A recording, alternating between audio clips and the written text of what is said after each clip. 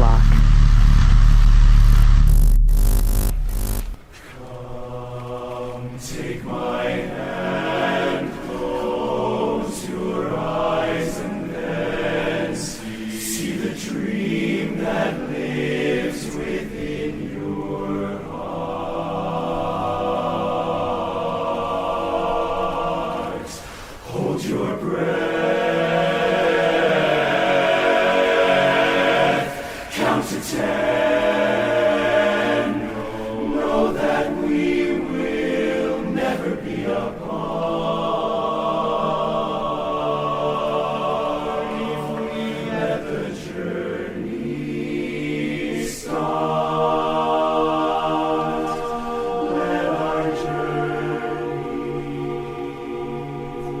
start.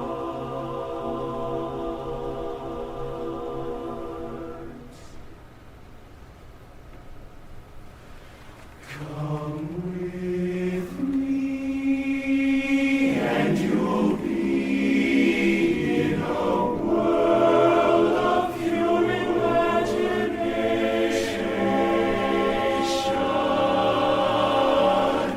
Take a look, and you'll see into your imagination. We'll begin with a spin, traveling in a world of my creation. What we'll see will defy explanation.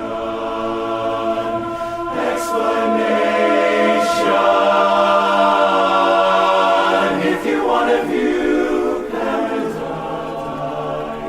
simply look around and view it. Anything you want to do it. Want to change the world? There's nothing to it. There is nothing I know to compare imagination. Living there, you'll be free if you truly wish to be. Come with me and you'll see paradise. If we just believe, we'll be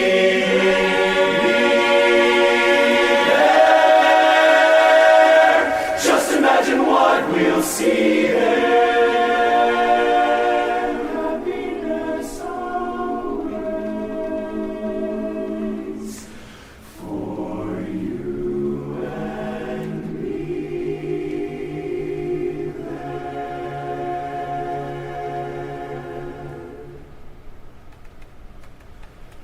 There is no life I know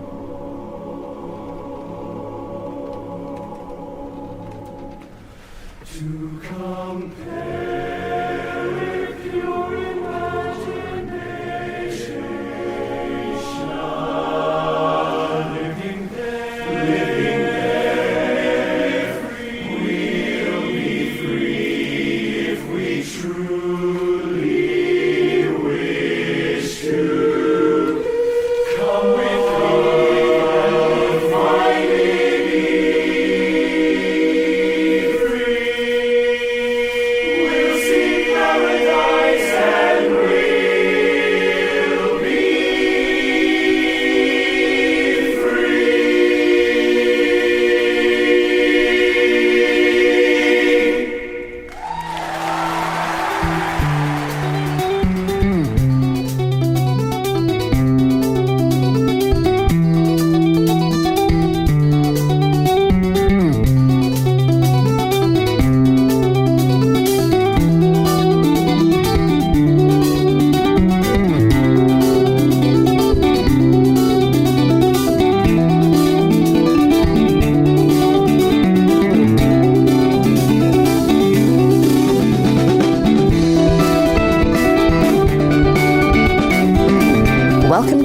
Blacque with Andrew Gurvich, a podcast about authentic people doing beautiful things. Enjoy the show.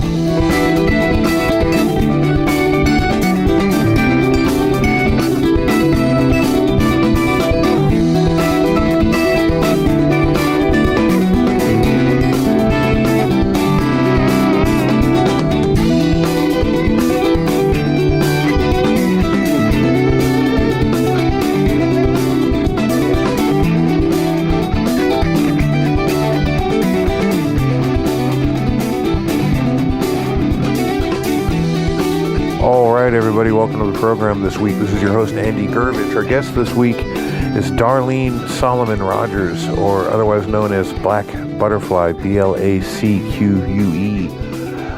She is a Portland treasure. I find her to be a voice of passion, wisdom, and profound insight.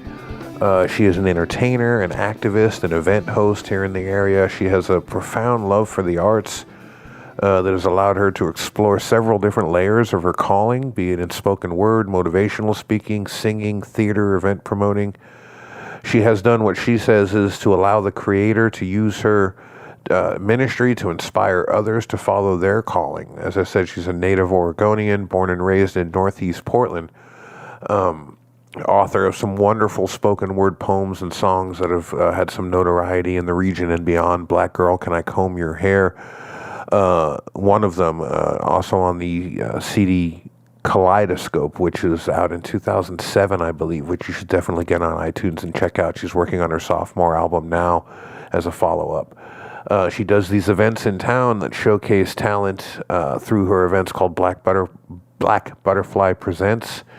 She mentors troubled youth and single mothers. She facilitates a youth-based theater troupe where she allows youth at risk to use the arts as a tool for social justice. She's a motivational speaker for women and men who have been survivors of domestic violence.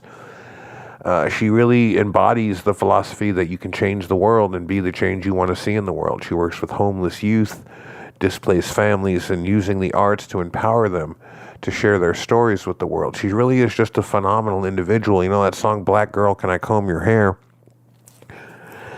Is a song about Black identity, Black pride, especially Black female identity. And in a place like Portland, Oregon, we have I would say it's an epidemic in this town of people walking up to Black African-American women, Black/African-American women, and especially with natural hair, and shoving their fingers in their hair like they're some kind of circus act or a zoo animal or something, right? There's still this kind of fetishization of Black people and Black people's bodies, and I think the touching of Black women's hair is there's a straight line between that and how we treat Black folks in terms of law enforcement or mass incarceration. There's this presumption that their bodies are not their own, and that if we want to do something with them, whether that be harm them, annihilate them, or fetishize them, that we have the right to do that. So Darlene is a person who speaks out against that and speaks powerfully for that message, among other things.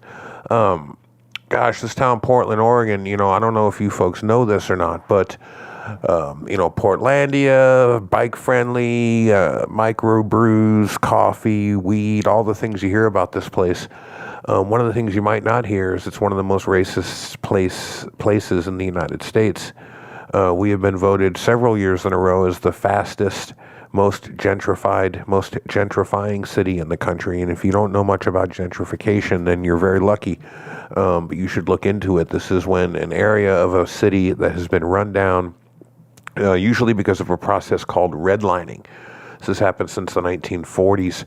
Actually, much before this has been going on since Reconstruction, since the great move into the North at the end of slavery of Black folks. And what would happen is, say, Black people leaving the South, they would, many of them would come, say, to a place like Philadelphia, or Portland or New York or anywhere else. And they weren't just allowed to move into the city and go wherever they wanted. This is something a lot of folks don't realize.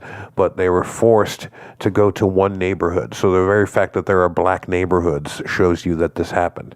And it wasn't a choice pristine, well-resourced section of the town that they were given. It was usually a completely dilapidated, destitute, broke-down section of the town. And then what would happen was all of the banks in the area, they'd take a map of the city, they draw a big red circle around that part of the town where all the black folks had been forced to move, and they would make a sort of quote-unquote gentleman's agreement with one another to not write bank loans for any properties in that section of town. So, in other words, the people living there could not buy their own homes. They would have to rent from owners who lived outside of the area. They cannot own their own businesses because they couldn't get a deed or a lease on a piece of property to do so. So the businesses were owned by people on the outside. So no opportunity for people to own their own property and make some money as it appreciated. No opportunity for folks to have their own business.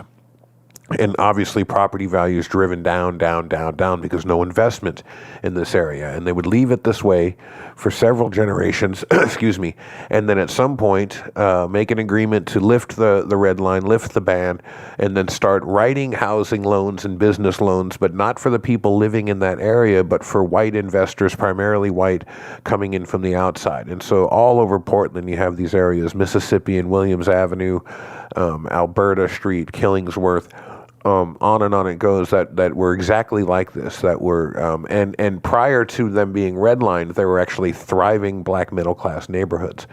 But then this process occurs. Suddenly they start putting in high-end grocery stores, cafes, Salt and Straw, which is a $12 per scoop ice cream. Ridiculous kinds of things that nobody in the neighborhood is working at, nobody can afford to go to. All of a sudden the property values shoot up. These folks don't own their homes, and so the landlords raise their rent, double it in some cases. Folks can't afford that, and so they have to move out and go to another section of town and start the process all over again. So Portland's been going through this for decades, and it's at an all-time high now.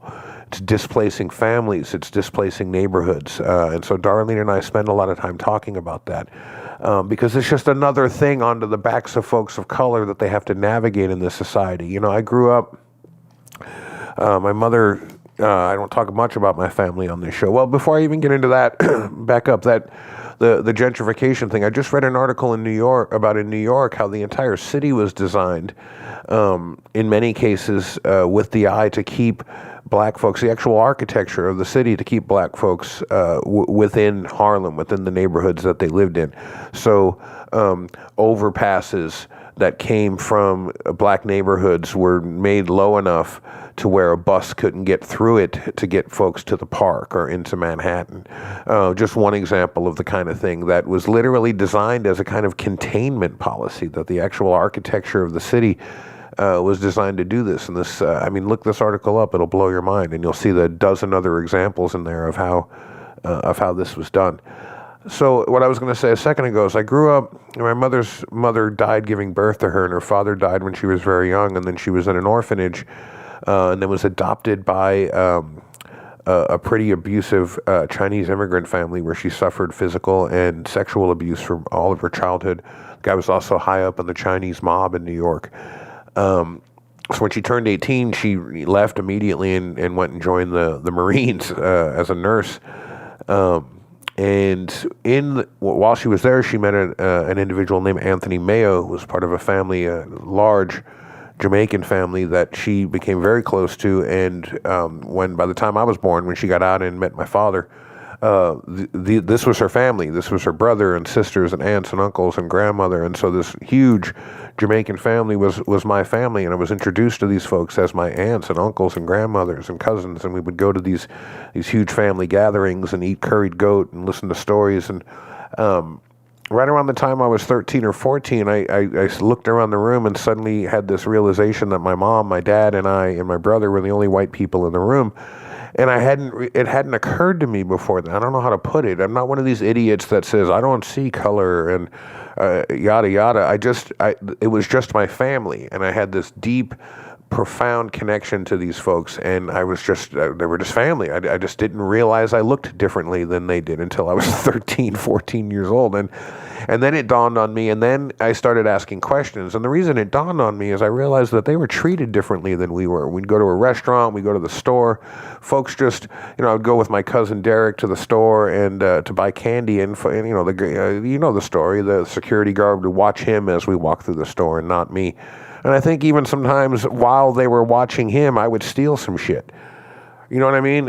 So it started to dawn on me that he was treated differently than I was, and I wanted to know why. And so race has been a preoccupation of mine really since that day. And it hasn't gone anywhere in the United States. In many cases, it gets worse because it gets more subtle, gets more hideous, and there are more and more and more of us that live these privileged lives and feel like race doesn't exist, or race is a construct, or we need to get over this kind of stuff and move on. But when you sit down with a woman like Darlene, you hear all of the layers, all of the ways that this thing still grinds in our country and still grinds people into dust. I don't know how she keeps her humor. I don't know how she keeps her poise. And I don't know how she keeps her dignity, because I would be a raving lunatic if half the kind of shit happened to me that happens to some of these folks. Last thing I want to say, and then we'll get you to Darlene. Another thing I've been sensitive to when we've had black artists, musicians, poets, authors come on the show, is that I want the show isn't about politics, but it's about transformation. And since this issue of race and racial identity, especially race in America, is such an important thing to me, we talk about it sometimes on the show.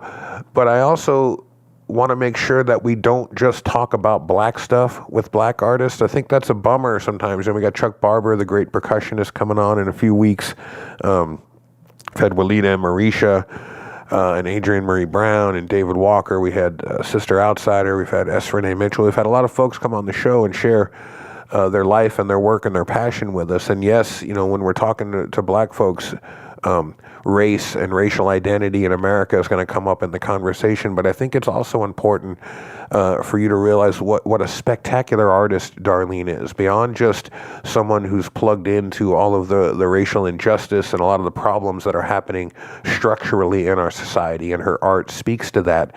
It's just damn fine art. When I bought this CD of hers the other day in preparation for our discussion, this Kaleidoscope back from a couple years ago, I sat and listened to the entire thing, to every track on it, and was just blown away. I wanted to play the entire CD on this episode, but I couldn't do that, so you're going to have to go pick it up yourself. She is a spectacular singer, a spectacular poet, a wonderful writer, and just an all-around engaging and enigmatic presence. We're super happy to have her on the show. All right, folks, Darlene Solomon Rogers, Black Butterfly, coming at you, and we will see you on the other side. Black girl, can I comb your hair?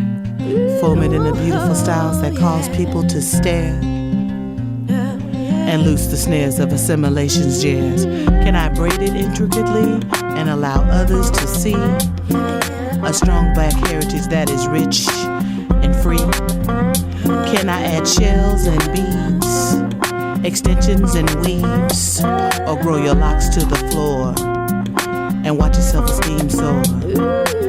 Black girl, can I grease your scalp, massage your temples and allow your hopes and dreams to flow out,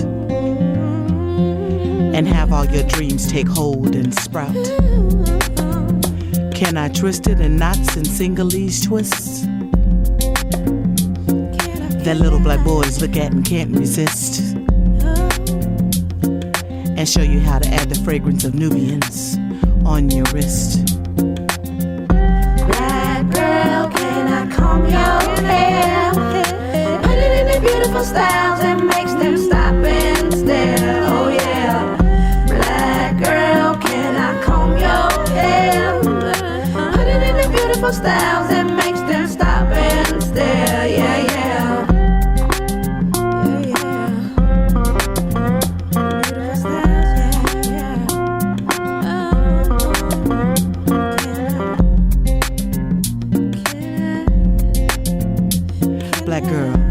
Can I comb away your pain, loosen up your knowledge and remove your shame? Can we talk about your woes and strains that cause you pain? And allow me to remind you of God's love again. Can I read to you excerpts from colored girls who have considered suicide when the rainbow is enough? Yeah, girl, sometimes it gets a little rough, but you'll be equipped and you'll know not to put up with it. Or can we talk about revolution, air pollution, reparations, or strengthening this nation? Black girl, God has given me a gift to use my hands to give your spirit a lift, to restore the bonds between queens and would-be queens. Just set yourself free to prepare you for things seen and unseen. Yeah, black girl, to encourage you while you dream your dreams. Black girl, can I comb your hair? Put it in the beautiful styles and makes them stop and stare. Oh yeah. Black girl, can I comb your hair? Put it in the beautiful styles and makes them stop and stare. Yeah, yeah. Black girl, can I scratch out slavery and allow you to be free from white racist society and assembly? Can I tell you of the essence of your strong femininity and why they strive to look like you and me? Shh, don't tell nobody. Just keep your eyes open and see the cornrows, collagen, tan skin, and don't forget dating our black men. Black girl, can I remind you that you are and always have been the standards of world beauty? Remind you that you are articulate, intelligent, and smart, and much more than a chick on the video with the big booty. Elijah Muhammad speaks about the nation being as strong as its women. Can you be strong for this nation? Can I allow you to learn from me so you don't have to go through the same thing as me? Black girl, can I comb your hair?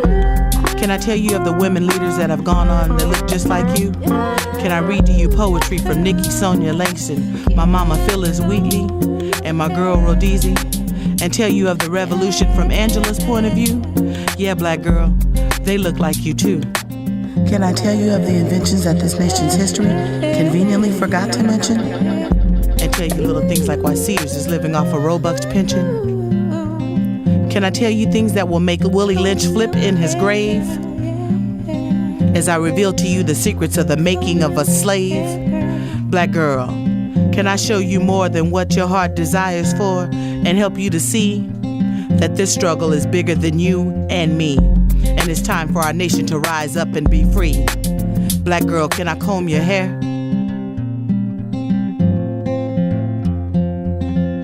Black girl, can I comb your hair? Put it in the beautiful styles and makes them stop and stare. Oh yeah. Black girl, can I comb your hair? Put it in the beautiful styles and makes them stop and stare. Yeah, yeah.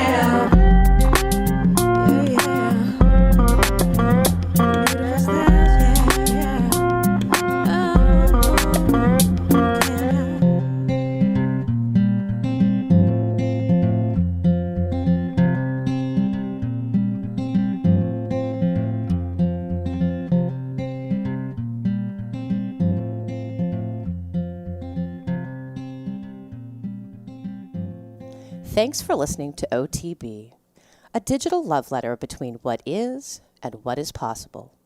More after this.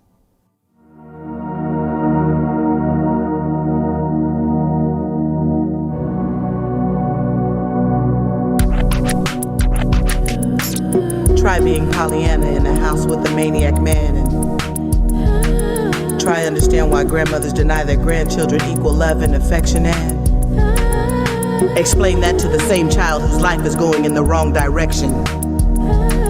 And you think you're angry? And you think you're angry? Sad girl sits with head hung low, eyes cry and no one knows why. She refuses to let it show. He thinks she should let it go.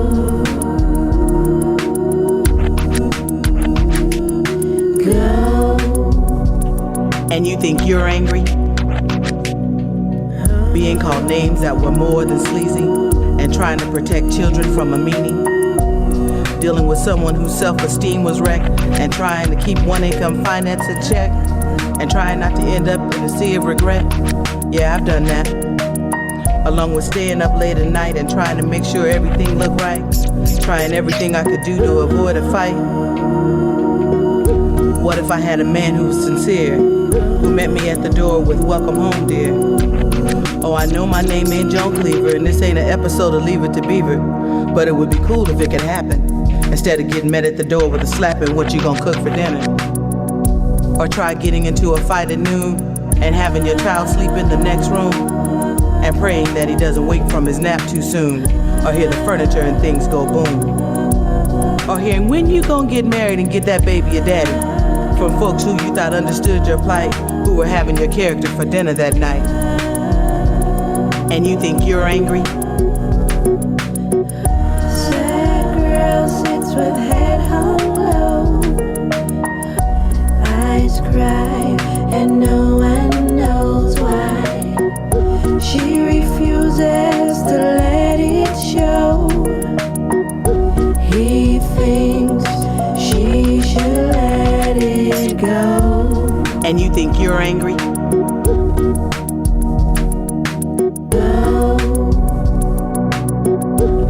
And you think you're angry? Now, I'm not saying that y'all don't have issues. I'm just saying my issues require tissues, and a lot of it. And sometimes we can get up here and scream about some dumb shit. And you think you're angry? Try thinking that you got away from all that shit and ended up this time in a different pit.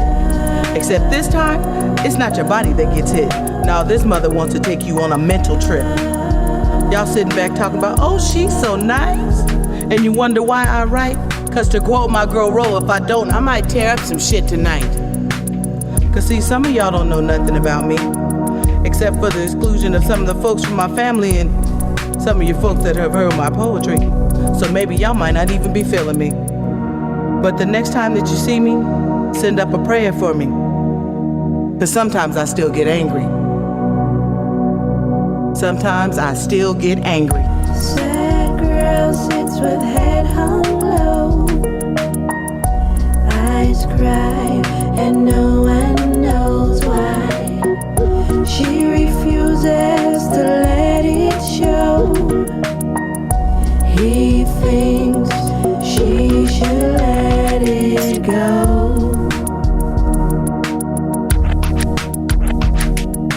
Go.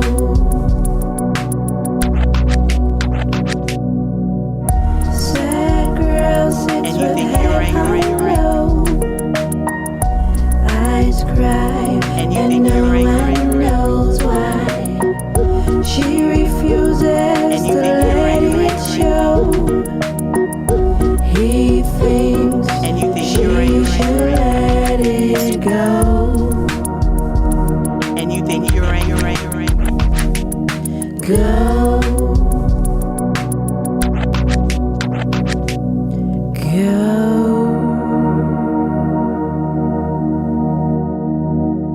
Tell me the name of the project again. When you came in, you said It's called Beautiful Distractions Around My Neighborhood, and it's a dual disc album.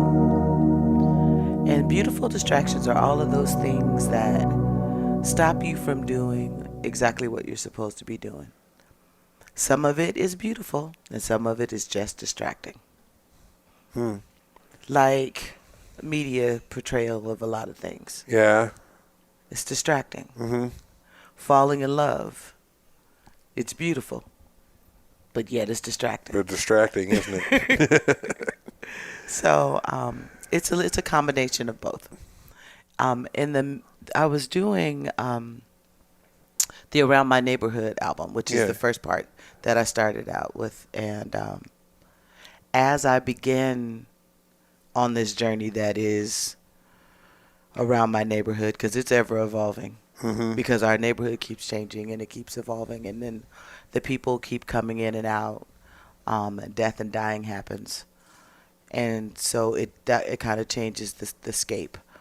But the more I kept diving a little bit deeper to write more about it, the more things kept coming up.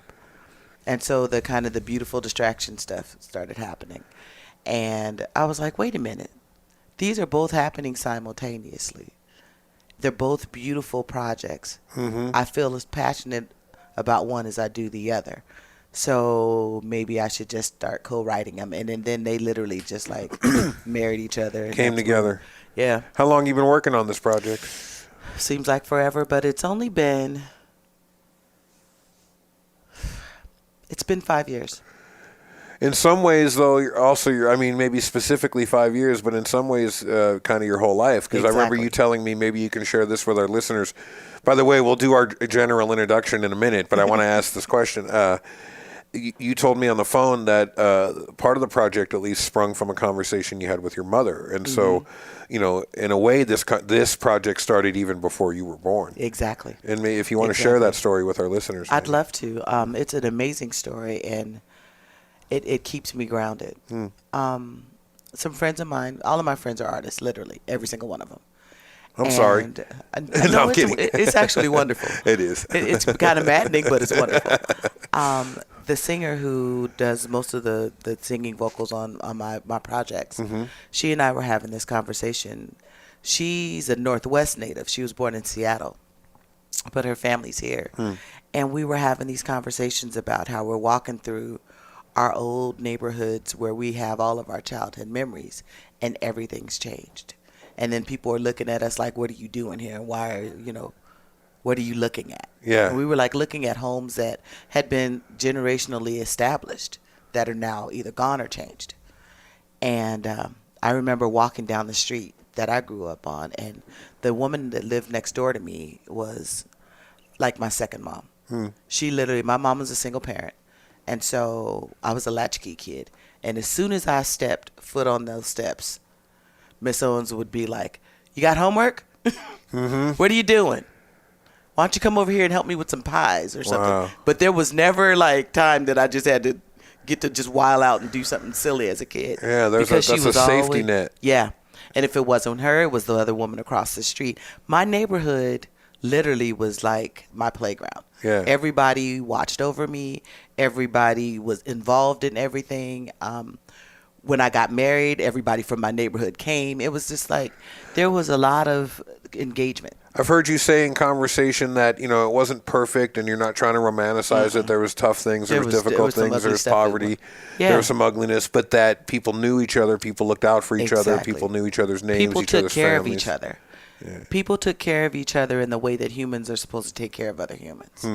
And now that's the thing that we miss now. We lack humanity. Yeah. And the fact that the youth and the elders don't engage in the way that they should has always been a concern for me, and that's one of the reasons why I do Soulful Showcase. It was intentionally a hodgepodge of putting elders and youth in the same place. I used to have my mother come through with all of her friends, and they teach everybody how to play bid whist and dominoes, checkers, whatever. But the conversations that happened were fantastic, and it was the kind of a tool that just like kept propelling me forward to keep doing it because the engagement is needed. But anyway, back to this story. Yeah. Tony and I were having this conversation, and we were upset about it. And my mom was like she was just kind of sitting there waiting. And I was just like, and this and this and this and this and that and da-da-da-da-da. And then she was like, you know what? I hear what you guys are saying, and I totally get it. She said, but do you realize that it's happened twice already? And then it was like this light went off. And it was this aha moment. We were so busy focusing on what was going on with us. We didn't think about her generation, which is the next generation back. And it's not that big of a gap because Portland's Black history is only a couple of generations deep anyway. Right. So when you look at the fact that it's happened that many times, and then you wonder why we don't have a very solid established Black community here. Right. Every single time we got established, we got uprooted. So there isn't a sense of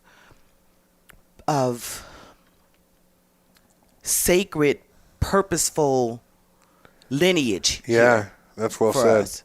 And it's like, and it's sad, but at the same time, there's those of us who are here that remember what that looked like. I remember marching down the street during African Liberation Day and looking around me, feeling like the world was just like this beautiful place for me to go and learn things about.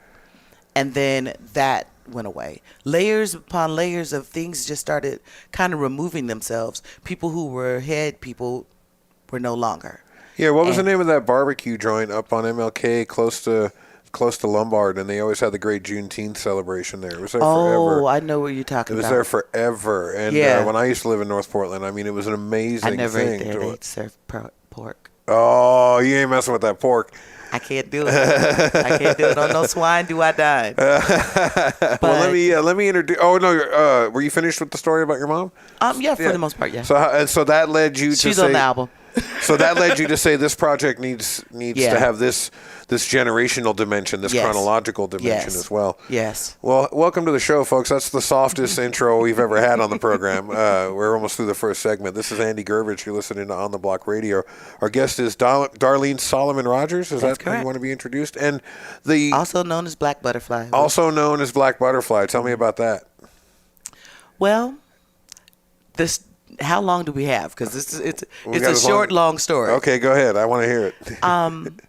My friends who are artists, when I first started writing, I just wrote for myself. Mm-hmm. Writing was a form of therapy for me. It just allowed me an opportunity to get stuff out. And I was sharing what I had written with one of my friends who's also a poet. And she looked at me and she was like, "You need to do something with that." And I was like, "I am doing something with it. I'm reading it to you." I'm reading it right here. And she's like, "No, you need to do something. Other people need to hear that. Other people feel that. You put it into words." And I was like, "And that's what people do. Right? You're right. You get it out." And she was like, "No, I really need you. There's something special here." Yeah. Yeah. And so another friend of mine kept encouraging me to go to this open mic. So I finally went, fell in love with it. And I was like, "Okay, I'll go. I'll keep going." That's what in my mind. I was like, I'll keep going, and then I'll just keep getting inspired to write. And of course, that's what happened. But by the third time, she had just like nudged me out of my chair. She was like, "Get up there." Because everything that you've been writing has been right in this whole vein of the conversations that have been happening over these last 3 times we've been here. Uh-huh. There's a reason for what you've written and for it to be coming out right now at this time. So I finally... a convergence of some kind. Yeah. So I kind of wobbled up there with my little knees because I was nervous. Oh, my gosh, I was nervous. And my music mentor, Barry Hampton, was on my right hand. And then there was another brother named Craig that was playing the keys. And they played this nice little groove for me. And I just kind of remember just kind of going away for a minute. And I finished the piece.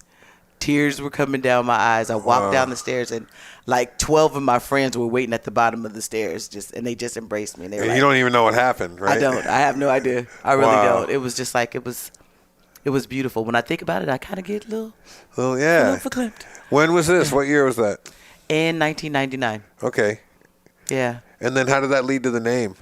So the name, so every week I would go, and they kept introducing me as by my full name, and they were like, "You need a stage name," and I was like, "I don't need a stage name. It's just me doing it."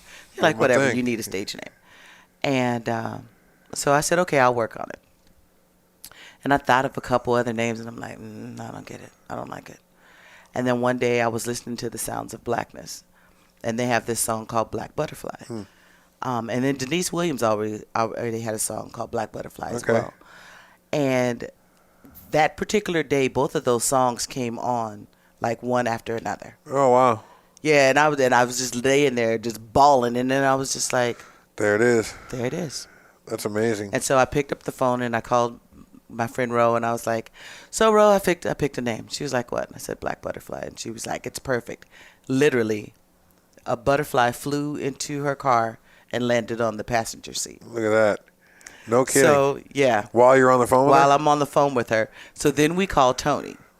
Tony at that time was flagging, and a butterfly landed on the top of her stop sign. See, now it's getting weird. That's in my life. That's amazing. That's my life. And so I get confirmation. And I feel blessed to be able to have We that. were talking about butterflies today in regard to the show, because if the show has a theme, it's transformation. I'm fascinated in how people that have experienced profound life experiences, positive ones and negative ones, trauma, generational trauma, racism, classism, sexism, but not just the negative stuff, and how people have turned their experience, but especially the negative stuff, into beauty, into meaning, into empowerment for themselves. Something That's that been was the tagline since I first started my website. Rich It is. says, "Let the transformation begin." Well, there you go. Yeah, and it's like you don't know what's going to happen, but everything that does makes you who you are. Mm-hmm. And I wouldn't trade any of it in. You know, I went through some tough stuff, you know, but at the same time, that's that whole peaceful warrior type thing. I have an intensity and a focus in my eye as the tears come down, you know. But each of those things have made me who I am today, and I wouldn't change it. Let's back up a little bit. So you grew up in Portland, right? You're born Portland here. native. Whereabouts in the city did you live? Northeast. Northeast? Northeast. What was that like for you? What was your experience being an African-American woman in Portland? And so when were you in high school? What years were these? That's what I'm going to say now. Which direction are we talking? Yeah. So I had a hodgepodge kind of a high school experience. I had the opportunity to graduate early, and I didn't take it because I wanted to stay with my friends. But my freshman and sophomore year, in the morning I went to Franklin. Okay. And then I jumped on the bus in the afternoon and went to Jeff because I danced at Jeff. Oh, Jefferson? Yeah. Okay. And so that was my experience from my freshman and sophomore year at Franklin and then Jeff. And then my junior and senior year, I transferred to Grant. So I was going to Grant in the morning and Jeff in the afternoon. And so I actually graduated as a general. Interesting. So I'm a general demo, but shh, don't tell anybody. And what years, roughly? When did you go to high school? Hey. I'm not trying to get too specific, but we don't do that. All right, we don't do that. We don't do that. I guess let me ask the question another way before we go to our first break, and that's, boy, time flies. I'm just getting into the questions here. What was your experience like growing up in North Portland at that time, whenever that time was? It was actually, there wasn't a lot of racism because our community has always been multicultural. Mm-hmm. Portland has never been like 100% black, 100% white. Right. It's always been like a mix. Right. And because we don't have a ghetto. Right. So we don't have that financial separation that a lot of communities have. Yeah. However, we don't have the cultural separation. Right. Which makes everybody kind of a mutt. Right. Which is an interesting kind of a way to. Then that's why Portland is weird. Yeah. But black-owned businesses were all over. That's what I grew up on. Mm-hmm. There were businesses up and down the streets where I lived. We supported black-owned businesses. Our friends had black-owned businesses. And so it was, for the most part, you can get that. We can talk on the air with whoever that is if you want. I was just like, no. Actually, it was another artist friend. Oh, nice. And she just sent me an email telling me that she's going to call me. You said they're all artists, though. There you go. And we'll get into this after the break. But what I'm interested in, I've heard you speak a little bit about this. That going way a little bit back, and like you said, we only have a couple generations to go back. But that when I look at the history of the parts of the city where there's been a thriving black community, you go to Williams Avenue, and not only the music, which was phenomenal, that came out of there for a long time, but and so that cultural history, the and celebration, all the businesses are gone. And all the businesses. But if you see pictures from back before the hospital was put in. Even though this was a black community, it wasn't, when you talk about a black community in Philly or something, you get these images of desperation and poverty, but this was middle-class families. This was a thriving community of people working and making art and going to school and making having a living and making enjoying life. And enjoying life. There wasn't, we didn't, our hard times were different. They were shared by all. It wasn't like there was this downtrodden kind of, this is the black community and this is our black experience. everybody, you either had or you didn't. Right. Yeah. Right. Yeah. And in Portland, chances are you didn't. Exactly. Which meant that you shared a lot. Right. Right. Which is the reason why we have what we have here, as far as the way that the musicians collaborate together. Right. We've always we needed each other. Well, we're going to go to our first break. You're listening to On the Block Radio. This is Andy Gervich sitting with Black Butterfly, Darlene Solomon Rogers. Do you like your full name when you go either way? It's totally fine. Can I just call you Solomon? You could. By all I think means, that's a cool it means name. peace. Yeah, right? Right? All right, folks, we'll be right back.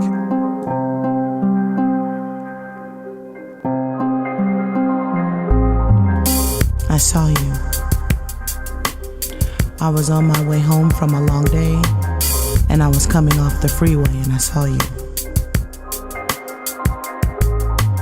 You had a sign that read pregnant and homeless, and I was wondering what kind of place is this that we live in that will allow you in your condition to be holding a sign by the freeway's edge. And I was wondering, was it a lie? Or was this a way for you to get high? Or was the money that you were getting allowing you to get by? I know that it says you never know when you are in the presence of angels. And I was wondering, if $3 could change the world, should I give assistance to you? Or are you playing with my emotion? I prayed to the Lord for answers. And I prayed if I was to help you, that He would direct me to the money in my purse. And if I was to help you, I was praying, Lord, if I am to help this girl, I need you to enter in this world and help me make this decision. I need your assistance. I reached in my purse and pulled out $3, and I prayed, Father, Son, and Holy Spirit. And I rolled down my window and I touched your hand.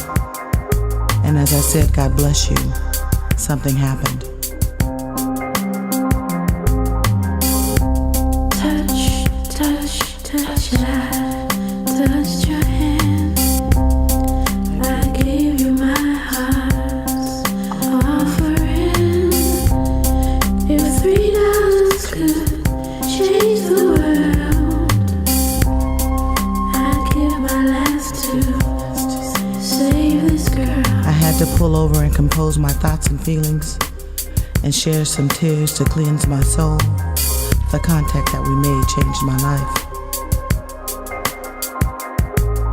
I had to share this encounter with someone who understood the connection between life and divine intervention. I had to share my tears with the Most High and have Him console me.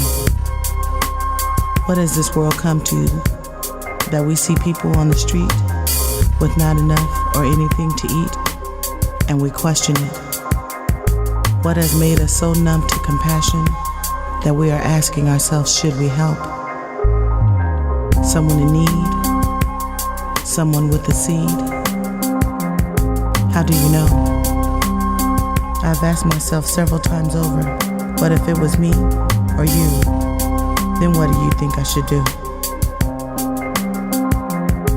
We are all one paycheck, one house note, one rent payment away from homelessness.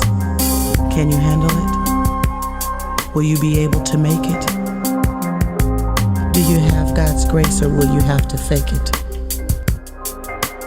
When I touched you, something changed my life. Was it yours? Touch, touch, touch, I touched your hand.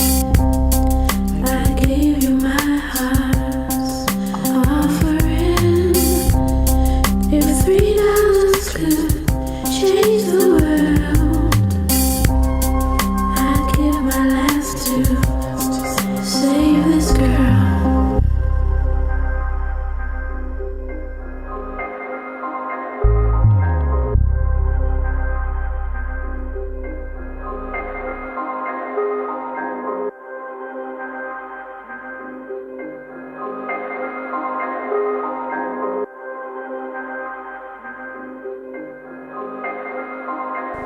Hey, this is Ramez Nam. You're listening to On the Block Radio.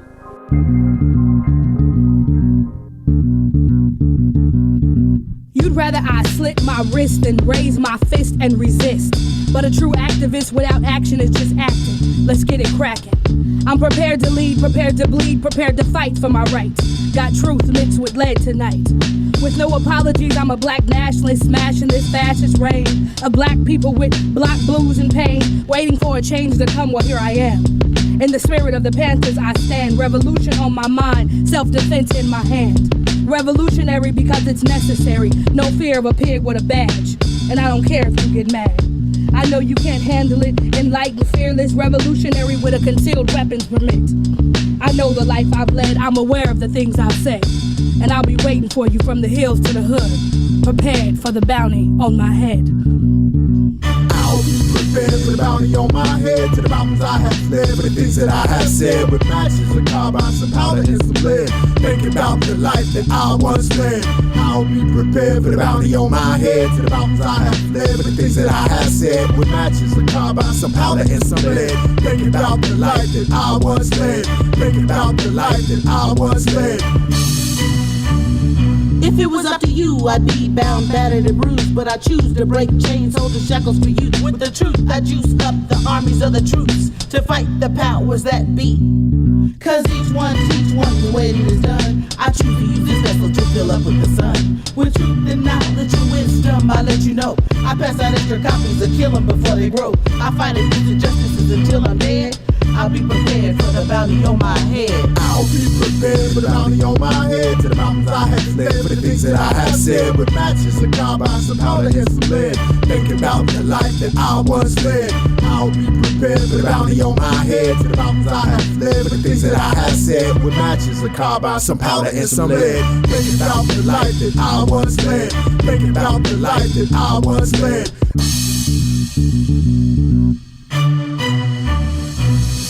Death to Schwarzenegger types who wanna lethally inject and torture niggas. Whether you're white or a minority, your sense of superiority is war. Aggressive, oppressive, excessive force. Too often gets off in court. Stakes, station, hate, taking lives for too long. It's too wrong. Denial can't make it right. Trial should be held by the families of the victims. Killer pigs. I say we convict them. We dealing with the system that's flawed. Who benefits when the murderers and the innocent are protected by the law? Picture this. Imagine a marksman having target practice on fascist marks with badges. Sharpened shards and fragments of lead blasted through parts of their hearts and heads. Justice. Every time one of us ends up dead. I'll be prepared for the bounty on my head. To the mountains I have fled, for the things that I have said. With matches, a carbine, some powder and some lead. Thinking about the life that I once led. I'll be prepared for the bounty on my head. To the mountains I have fled, for the things that I have said. With matches, a carbine, some powder and some lead. Thinking about the life that I once led. Thinking about the life that I once led. Thinking about the life that I once led. Thinking about the life that I once led. Thinking about the life that I once led. Thinking about the life that I once led. Thinking about the life that I once led. Thinking about the life that I once led. Welcome back to the show, folks. You're listening on the Block Radio. You know who I am, and our guest is Black Butterfly, the wonderful Darlene Solomon Rogers. When we left, we were just getting into a little bit about your experience growing up in this town, but I want to talk a little bit about what's happened over the past 10 years or so and try to tie that into the work you're doing in the community now in your art. A recent magazine, I think it was in Business Weekly, there's an article that just came out, I think it might have been in Forbes, I'll find it and put it in the show notes, that said Portland has become the most gentrified city in the United States. Yes, and it's the fastest. And the fastest, yeah. And because it didn't just start it started in one part of the city, but it's literally happening all over the city. Yeah. Yeah, and so, the areas of town for folks that aren't in Portland or aren't from here, and this is a national story now because of that, because we're number one. Yay, right? Number one in being the most gentrified. We're talking about Vancouver, Williams, and Mississippi Avenue District. We're talking about increasingly Alberta. And Albina. Yeah. Killingsworth, Division. Southeast is. I mean, I guess Southeast has always been kind of its own thing, but those areas still, in it's particular, even getting gentrified. Yeah. In a way that, I mean, first we think about Portland. You think about there's the Northeast being gentrified, and then there was Hawthorne. Yeah. Hawthorne's even being gentrified. Yeah. If you can. And it's like, how can you even do that? Gentrification on top of gentrification. Right. And it's like that. I mean, it's it's mind blowing. So for our listeners, at this point, I don't want to speak down to anybody, but for our listeners that aren't clear on this concept and what it means, if we can maybe talk for a couple of minutes about your understanding, and I'll give you my pathetic understanding of this concept of what gentrification is, and trying to relate it to a history of oppression in the black community, especially with this word redlining. People don't know that phrase and know what that means. Because I heard you say in the interview that you did with my son for his film, we wanted to have businesses in these areas, and we were told it wasn't zoned for it, and that's what redlining is. Exactly. And then at some point it becomes zoned for it when the New Seasons wants to go in, or when magically, right? When all of these people that were in the community had business models and had business plans and wanted to open up a shop in the community, and we're told there's not space for it. No, you can't do it. You can't. It's not zoned for that. So what's your understanding of this process of gentrification and redlining? How would you explain it? It's been a long process. It's been a very long process. I worked for the city for 10.5 years. Interesting. Doing what? Administrative assistant. Okay. Yeah. So you get to see behind the guy behind the guy behind the guy. Yeah. How it's really done. Yeah. It was an eye opener. It's amazing you didn't become like a heavy drinker. Oh, believe me, I had my share of drinks. That was one of the things that finally was my deciding factor to just I was like, I can't do this. Yeah. I gotta go. Watching how it happened. And then years after leaving, stringing those pieces together and going, you saw the writing on the wall, literally. Yeah. It's hard because I was hoping that it wouldn't happen, and I was hoping that it wouldn't happen the way that it did. And of course, all the people who I knew who had homes, I was just like, do not sell your house. Yeah. Don't sell your house. And I mean, it was very systematic. I mean, when you look at, we went from having homes that you could get for like $70,000 fixer-uppers for anybody who'd be able to be a homeowner. Yeah. Because we had a list that you could actually go through, the derelict building list. Yeah. That you could go through and find and say, okay, I want to get my first home, and go get a home loan to fix it up and everything, to go from that to now that list is not even available. Wow. And then everything went through a CDC.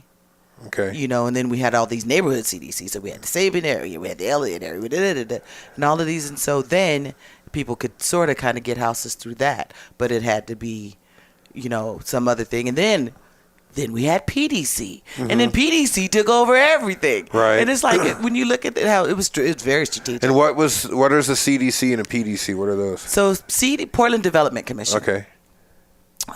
Is what PDC is. Okay. And then the CDCs they're community development corporations. Okay. Yeah.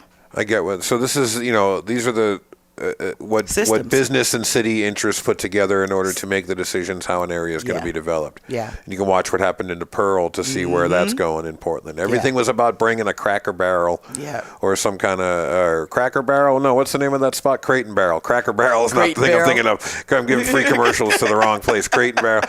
These shops that, so for our audience that doesn't understand, my understanding of this historically, right, is that after, at the end of the Civil War, when we had what's called the Great Migration, when a lot of African Americans, one of the largest people movements in the history of humanity, when African Americans were leaving the South in record numbers, going to cities where there were the promise of a different life, manufacturing jobs.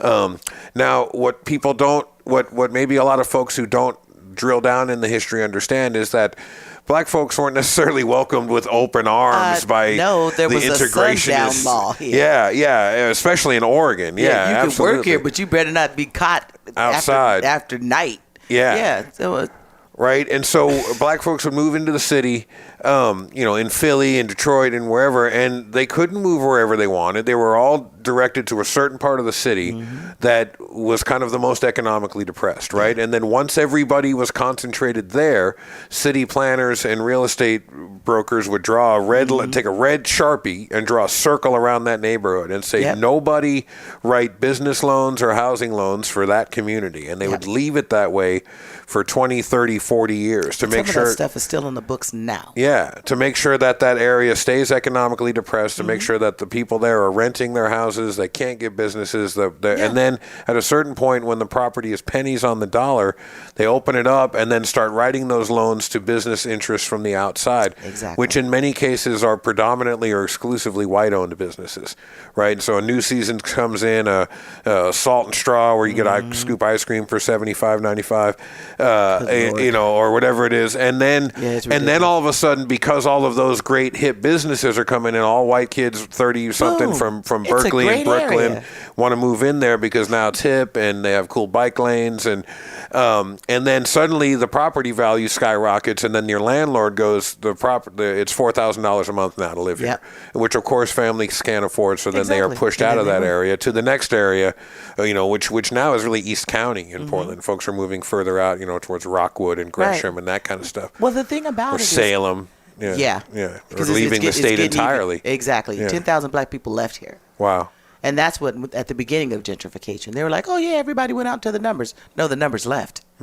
10,000 black people left here, and quite often, most of them ended up in Atlanta. So I call it Portland. And that's amazing. I didn't know that. Yeah, 10,000 black people left here, and they all went to Atlanta. They figured if they were going to have to deal with racism, they might as well be at least in a place where they felt comfortable dealing with it. Yeah.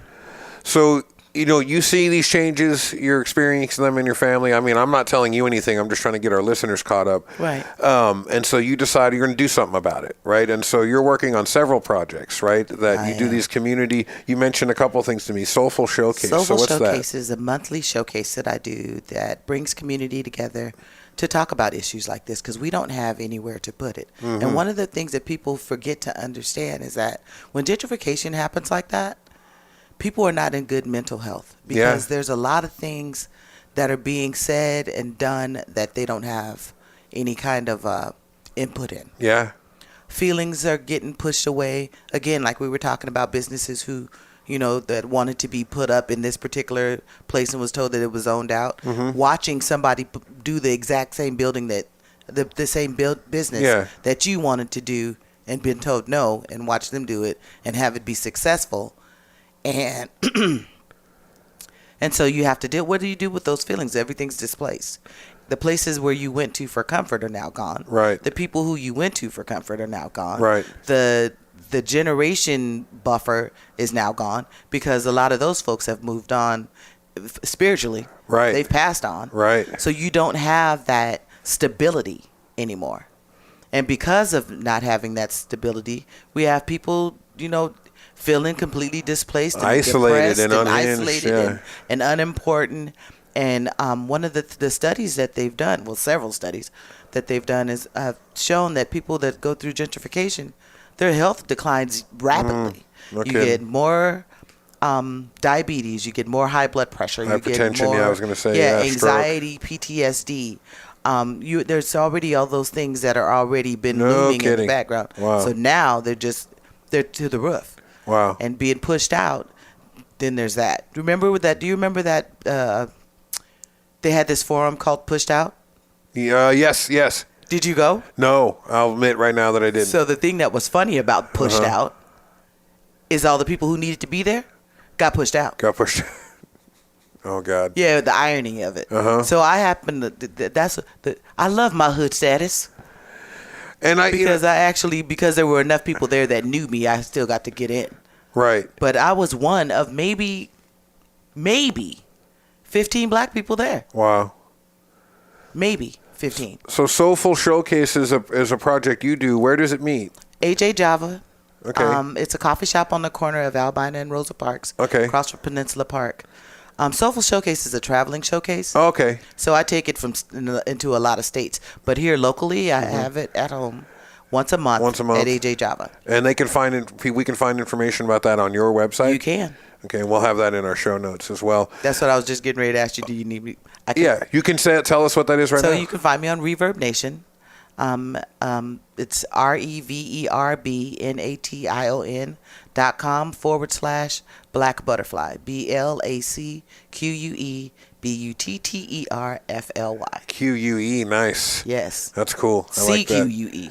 Don't leave out the C. Don't leave the CQUE. Nice. Yes. Okay, that's amazing. And not to do something that can be seen as divisive or race baiting, because I've really appreciated your inclusive perspective. But just an observation. One of the things I found interesting is that this latest wave, this latest push in Portland that's happened over the past 6 months, a year, 2 years at the most, since Division popped.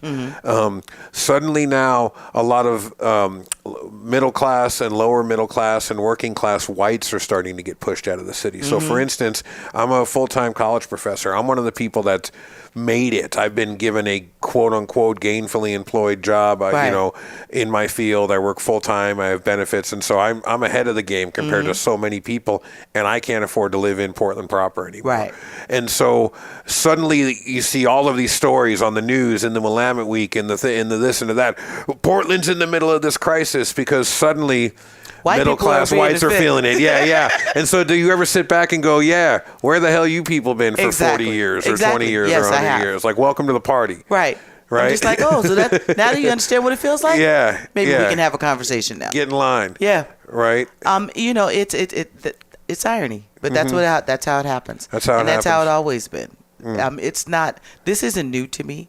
This isn't our first time going through this. Right. Black people have been able to survive worse. You've been at this rodeo before, unfortunately. Exactly. Wow. Danced at it. Lassoed a few things. Exactly. Danced at it, had a performance there. It was,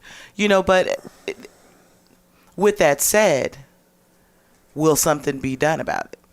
Or are we going to just continue to be keeping Portland weird, and we're all going to be in here struggling together? And if we do, what do we do about it? We're going to end up being a stronger artistic community, because we're already considered strange to a lot of other people anyway. We make music together. Yeah. Good music together. And so one of the things you're doing is providing this forum for community members to come have this dialogue. Another thing you're doing is the beautiful Distractions Around My Neighborhood project. So just in the final time we have for this segment of the show, tell us a little more about what that is. Is it a music project? It's spoken word? It's all of the above? It's all of the above. It's your poetry? Yes, it's my poetry. I'm actually making beats as well. Look at you. Yeah. Singer-songwriter project. I'm doing some singing on this project. Lot of collaborative efforts.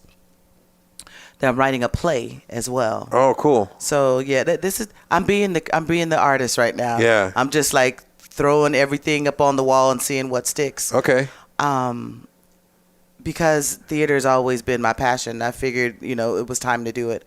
I launched Screams of Silent Blackness like in 2011, which is just basically, it's just this little small theater company to write the plays and be like the dump tank. Yeah. This is where we come up with all the ideas and write the plays that have them seen, that the ones that we always are told that, oh no, those are just that's too real. No, that experience is too intense. I don't know. Maybe this is not the right venue for you. My story is my story. Your story is your story. Right. And no one has the right to be able to tell you whether or not your story can be heard. And so I figured, the worst case scenario, we start our own stage and do our own work. And so this project, it's your poetry and then it's musicians? Yes. And it's like a CD, or is it a download, or both? It's going to be a CD, and we're going to do a download. Hopefully there's going to be quite a bit of video. And then there's going to be the play that'll come afterwards. And this is do we have a ETA on release, or you're in that final stages now? We're in that. So it's coming soon. Coming soon. And people can follow the progress and maybe hear some clips from it on your website. Is that correct? That's correct. And then also I'm going to be uploading some stuff on SoundCloud pretty soon. Okay, that's fantastic. And like I said, we'll link to a lot of that in the episode. I'm interested in from this project, and so you're doing these community events, and then this thing is coming. What else can people do? Right? Do people need to get in front of city council? Like where do the producer and I, but when we were waiting for you to come today, we're talking about this very thing. So people have had these experiences, they've been promised these things. I've heard you say that when these things were happening in like the Mississippi and Williams neighborhoods, the community was promised there's going to be this much attention paid for historical monuments. There's going to be this much attention paid to existing, and none of those things that church on Albina, and none of that was followed through. And so how do we seek accountability in that? How does the city get behind this stuff and say, as we go forward, we're not going to stop the city from changing, but we need to have some input in how it changes, and we have to stop marginalizing communities while we change and adapt in the future.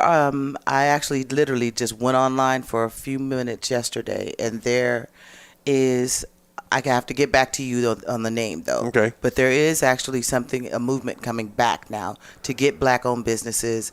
It's like basically like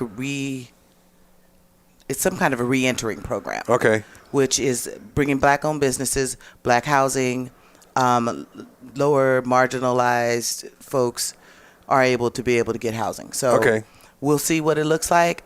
All we can do is put the information out there and see if people come out and actually put their money where their mouth is and actually vote with their feet and get there. The city is being inundated with money from folks coming from Brooklyn and Berkeley.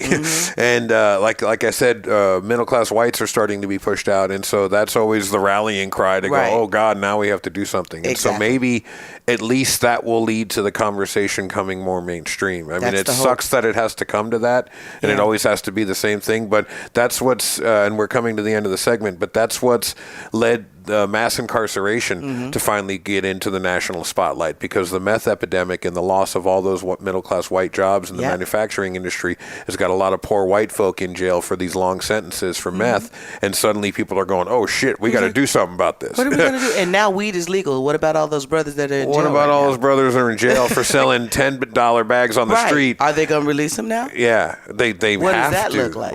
Right. While white folks are going to be making billions. They said they're going to sell 2 million ounces of weed in a year. Prison industrial complex is real. Through the market here. Yeah, 2 million legal ounces of weed that'll be taxed for the state of Oregon. And at a minimum... Monsanto's getting in on weed sales. So that's going to be scary. I'm like, that's supposed to be medicine. And we got folks who don't do very well. The poison is the medicine. What is that going to look like? Yeah. Well, thank you for talking with us. I really appreciated it. We're going to keep this going, right? So we're going to, in the rest of our program, what our listeners are going to hear is some tracks from the project. We're going to be live at the event you're doing on the 29th of this month. And we're going to have a lot of voices in this conversation. Thank you for being a person who's carried the flame for this for so long and has represented these interests and this history, because one of the things that was very moving to me is I heard you talk about how the McMinimans, and why am I going to go have a beer in the place where I went to my grandparents' funeral? Right. And I will never my darken mouth that door. fell open when I realized the lack of consideration. And it's across the street from a school, which is also another zoning issue. Yeah, exactly. How is that even legal? There's 2 bars. The Florida room's there too. There's 2 bars right across from it, and a couple of dispensaries right in that neighborhood too. Right across the street from schools. Yeah. Now, if you remember how the zoning was written, you couldn't have anything. Yeah. Anything remotely like that. Yeah, that's true. In the school district. But one of the most prominent black schools in Portland has all 3. No kidding. Wow. It's crazy. It's heartbreaking. But it's Portland. Wow. It's Portland, folks.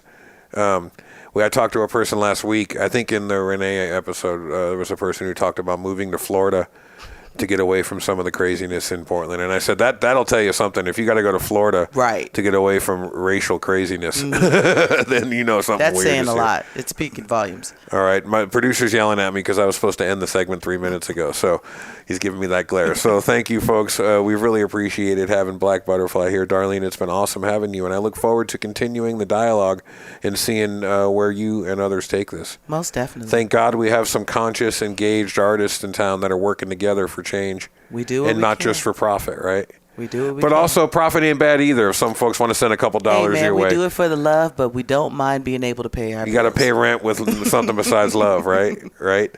All right, folks, this has been On the Block Radio, and we will see you after whatever the hell is coming next.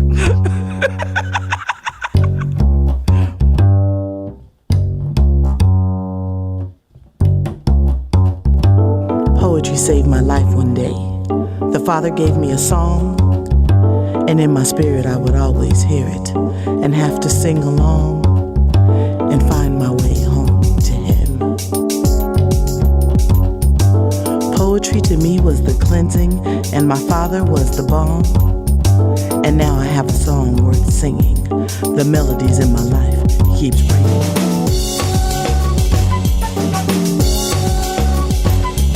He sent to me a clan who could understand the Master's plans, and we could read it.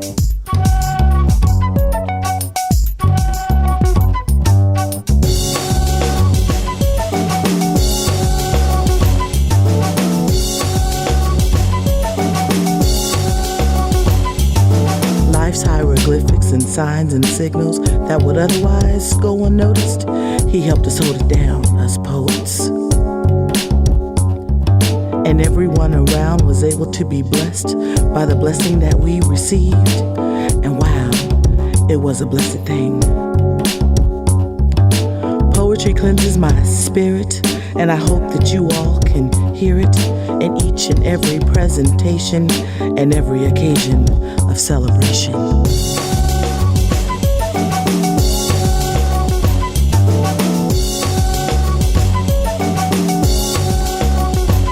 It's been 5 years to date, and I've been ridding my heart of hate and discontent.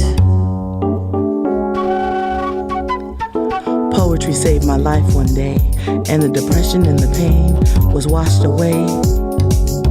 The day that I began to write and recite to you all, and I had a song full of melodies burning inside of me. And no, I don't sing, but sometimes I think I can. And man, poetry creeps into my dreams. In your faces I see, and it's cool. Nobody's acting a fool. Love and peace is upon you. I have shared my days of feeling blue, and also when I felt orange. Right now, I'm feeling orange again, but blue sometimes. I'm feeling orange again, but blue sometimes. I'm feeling orange again, but blue sometimes. Poetry saved my life one day. I said poetry saved my life one day.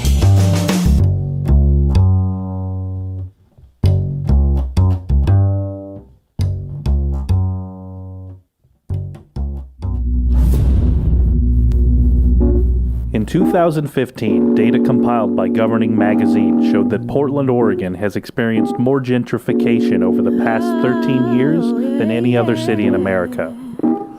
The article compared census reports from America's 50 largest cities and found that 58% of Portland's lower-priced neighborhoods had gentrified since 2000. On the Block Radio, in conjunction with PSU student filmmaker Noah Gurovich and community activist Darlene Solomon Rogers, took to the streets of Portland to see how this trend has affected the people who have lived here for decades and what, if anything, can be done about it. Daryl Milner is a professor and former chair of the African American Studies Department at Portland State University. Gentrification is a process through which a population with more economic resources moves into a particular part of a city and displaces a population that was already in residence there, that doesn't have the resources economically to compete with this incoming group. Darlene Solomon Rogers. We are having some ugly growing pains right now. Quite frankly, a lot of the things that are happening now are things that we wanted to do prior, and we couldn't do it because we were told that zoning laws restricted it. We could see all of these restaurants and all of these different creative spaces that we wanted to have, come to fruition, and we're not even a part of it. Again, Daryl Milner. After World War II, the American dream consisted of moving to the suburbs and buying a ranch house. But that American dream began to change as some of the advantages of living in a centralized urban area became more apparent by the end of the 20th century. That becomes where gentrification takes root. Mike Crenshaw, MC and community activist. Who haven't been part of that community start to show up, and they kind of look at you like you don't belong there. There's a phenomenon that happens that a lot of people in Portland describe, which is they'll be walking down the street, there'll be black people who have lived in that community for a while, and a lot of the new white people that come and frequent the new businesses or who bought homes don't even know how to acknowledge those people in a kind of friendly and respectful way.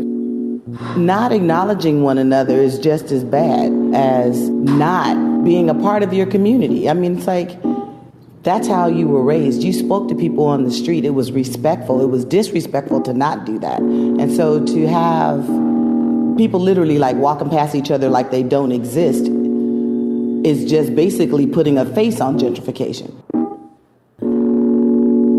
Around my neighborhood. Around my neighborhood.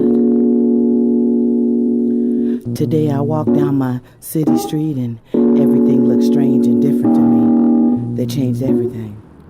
The place where we used to play is no longer the same. They say in the name of progress is why they came. But why is it that no one knows my name? The house where I developed my childhood dreams has been taken over by folks who don't look like me. 450 years and I still don't feel free. My grandchildren will never see the things that surrounded me. Communities where I felt loved and cared for. The elders, they shepherd me around my neighborhood. Around my neighborhood. Around my neighborhood. Again, Darlene Solomon Rogers. It's not so much that it's gentrified, it's the way that it was done with like shameless disregard and disrespect. One of the things for me that I found the hardest was McMenamins took Little Chapel of the Chimes, which was basically the place where everybody like buried their kin, and then now it's a pub. I'll never go in there. There's no reason for me to go in there and have a drink where I had the memorial services for my grandparents. That's just, there's something twisted about that. Once again, Mike Crenshaw. When you want to target a certain area and displace the people who live there so that you can then take that area over for your benefit, you have to get public support. And one of the ways you can do that is you can paint the people in those areas as criminals. You can begin the process of character assassination. We have 10,000 black people that literally left here when gentrification happened. You know, everybody thought that they got displaced and moved out, but they moved out of the state. Once again, African American Studies professor. If your population Daryl Milner leaves the geographic area and is dispersed, then communication and association and all of those things that are a part of a community simply become more difficult to achieve. Essentially, in Portland today, you don't have a black community. You know what? I was blessed to be able to have an amazing opportunity to be raised in a nurturing community where people took just as good care of me as my parents did. My neighbors cared what happened to me. The neighbors up the street all knew my name. Community is those things that make you who you are. It cultivates that person that's inside of you. Don't get me wrong, it wasn't a utopia or anything, but it definitely was more connected than what it is now. Our grapevine is definitely broken. Without it, we're lost. We're all tribal. We're all village people. That's what we do. The initial seeds of gentrification were planted several decades ago in many Portland communities, but it has accelerated in recent years as growing numbers of middle-class and wealthy Americans opt to pursue urban lifestyles. At this point, it seems unlikely that communities will be able to stop or reverse this trend. We can, however, address the issues of affordable housing, community displacement, and growing inequality that are the results of these practices. Recent reports suggest cities like Philadelphia and Atlanta are seeking ways to fairly spread the positive benefits of revitalization. Perhaps Portland developers and local politicians can look to these models to find inspiration for how to invest in communities without displacing or dismantling them entirely.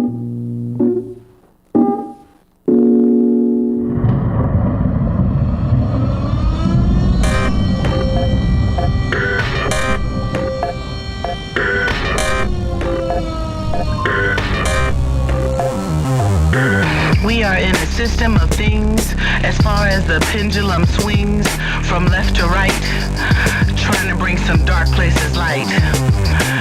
By the time you get this, there will be 100, 200, 300 or more casualties of war, and they won't even know it. Everything you see and do, they're trying to control you. Cell phones on Star, TiVo, GPS, satellite radios. Oh yeah, no commercials. We live in the highest unemployment state, and Bush got folks donating $2,000 a plate, and we didn't line up the fences at UMP. I thought we said we were revolutionaries. Wasn't that y'all standing next to me at the Panther exhibit? Oh yeah, that's right. Some of y'all wasn't with it. What kind of state is it that we live in where we let folks get away with everything? Deny yourself your rights today, and they just might take them away. Trap my enemy lines, so everything ain't fine. These people keep messing with my mind. On my face, pressing against these grapes, and it's turning up my face, but freedom's on the other side, I can taste it. We are striving and trying to reach heights never reached. And I pray that we remember to teach.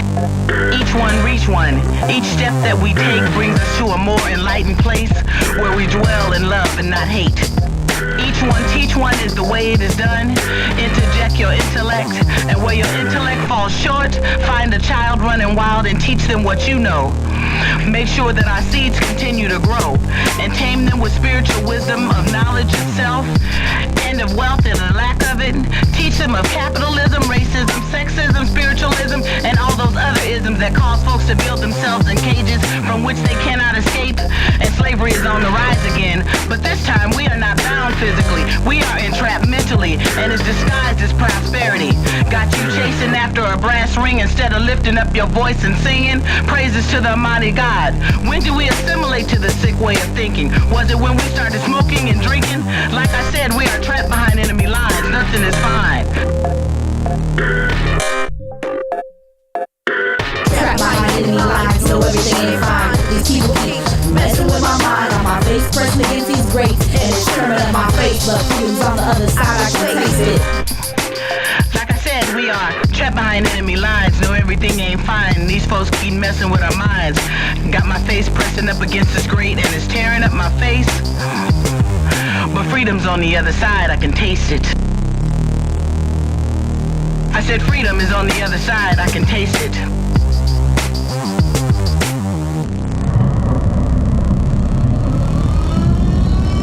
We are all prisoners of war. What side are you fighting for? Rise up, take action, stop talking about cheap, weak, speak free individuals. Be integrated, follow the Leah plans up, done moves, chasing fabricated dreams or schemes on you, never wondering why we buy into the lies, wanna cry inside, hide, fight the feeling, rely on the wisdom of our ancestors that was given. Criminal justice system, control the masses. We speak up in the passing, never actions, not race but class. And watch what happens when the rich get richer and the poor get poor. No middle class, no more, just a big space between the masses. Not worried about race anymore, just a poor, just a poor, just a poor.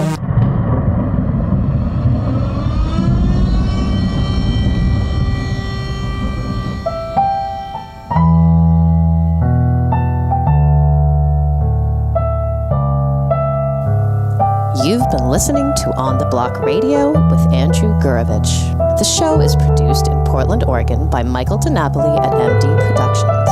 Theme music by Moving the Mountain. Closing music by Jonathan Oak. Look us up on the web at ontheblockradio.com. You can also find us on Facebook, Instagram, and Twitter. Don't forget to tune in next week for a brand new episode. Previous episodes can be found on our website. Thanks for listening. Oh, you're beautiful, kitty kitties. Oh, look at you out there. Beauty like a bolt light in a darkened hallway.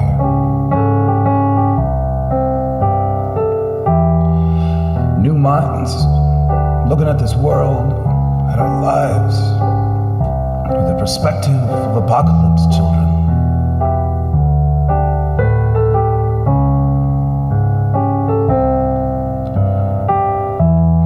Standing dusty in the barren highways, standing broken before the fathers who are meant to make us whole, but who only lied to us about what it meant to be a man, about what it meant to be a woman, about what it meant to be a child of this dude